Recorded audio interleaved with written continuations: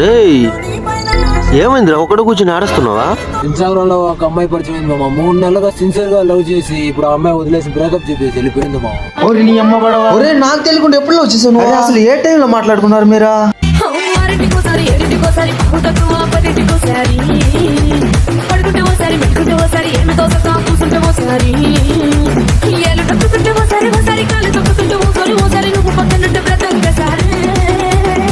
మామ నాకెంత ఫీలింగ్ వస్తుంది, నీకు రాలేదు ఫీలింగ్ అసలు?